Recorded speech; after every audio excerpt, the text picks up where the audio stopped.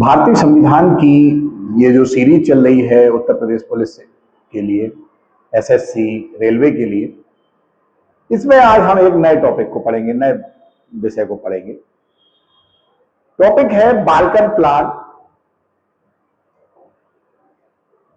या dickey world plan या इज्मा plan.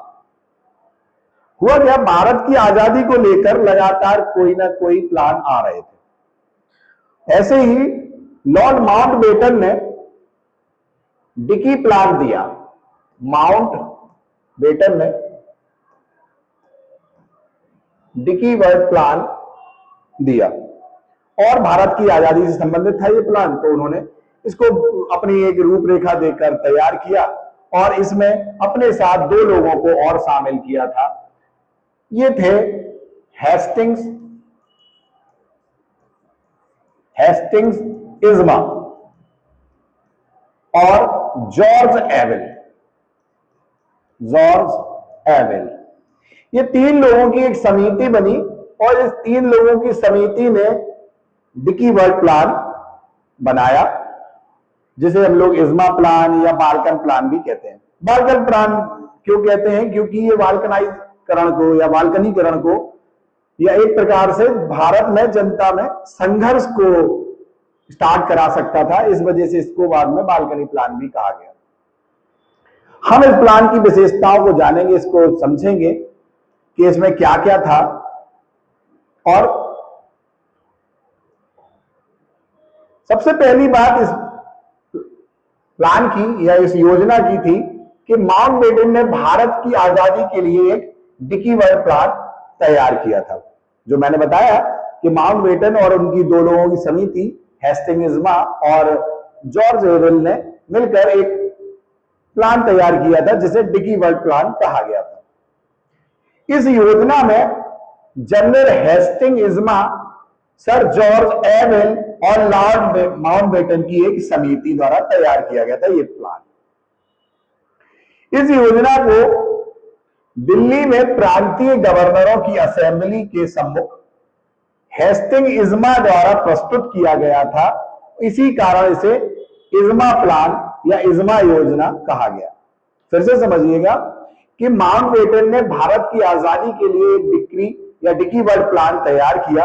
उन्होंने आजादी के लिए एक अपना तरीके का एक फॉर्मूला तैयार किया था और इस योजना में General Sir Hastings Ismay, Sir George Abell और लॉर्ड माउंटबेटन की एक समिति थी जिसने यह प्लान तैयार किया था। यह योजना दिल्ली में प्रांतीय गवर्नरों की असेंबली के सम्मुख हेस्टिंग्स इज्मा ने प्रस्तुत किया था और इसीलिए इसको इज्मा योजना भी कहते हैं। अन्य बात करेंगे तो इस योजना में यह प्रावधान था कि सत्ता का हस्तांतरण पृथक पृथक प्रांतों को किया जाएगा, यानी कि सत्ता का जो हस्तांतरण होगा वो अलग अलग प्रांतों को अलग अलग तरीके से किया जाएगा, या सत्ता हस्तांतरण से पहले यदि परिसंघ का गठन हो जाए तो उसके साथ ही इससे यह प्रावधान भी था कि बंगाल, पंजाब को यह विकल्प दिया जाए कि वे अपने बंटवारे के लिए जनमत संग्रह का सहारा ले सकते हैं। यानी कि बंगाल को और पंजाब को यह विकल्प ऑप्शन दे दिया गया था संघ के निर्माण के बाद भी, कि उनको ऑप्शन था कि वो जनमत संग्रह करा लें कि बंटवारे में जाना चाहते हैं साथ कि नहीं जाना चाहते।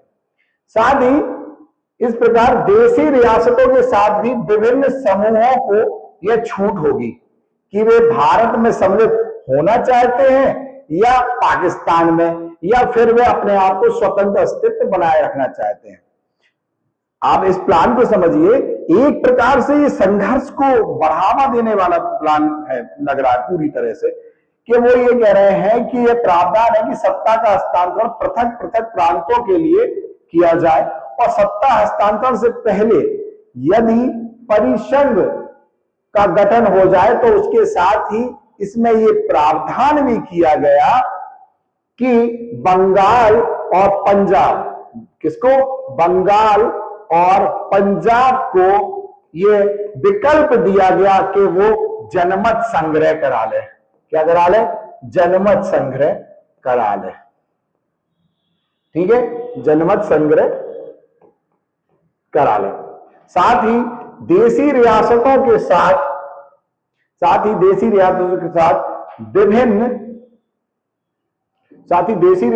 के साथ विभिन्न समूहों को यह छूट दी गई कि भारत में सम्मिलित होना चाहते हैं तो हो जाए, अगर वो पाकिस्तान में सम्मिलित होना चाहते हैं तो हो जाए, और या अगर वो स्वतंत्र रहना चाहते हैं तो वो स्वतंत्र भी रह जाए।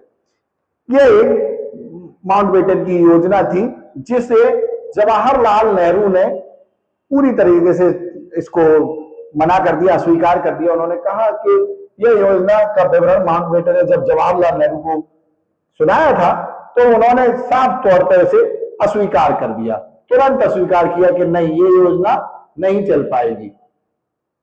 ठीक है, और यह योजना भारत के बाल्कनीकरण को आमंत्रित करेगी और संघर्ष और हिंसा को बढ़ाएगी। अतः इस योजना को बाल्कन प्लान भी कहा गया। बाल्कनीकरण कर सकती थी, इसी वजह से इस योजना को बाल्कन प्लान भी कहा गया। यह माउंटबेटन की योजना थी, ये जो महत्वपूर्ण है एग्जाम के पॉइंट ऑफ व्यू से।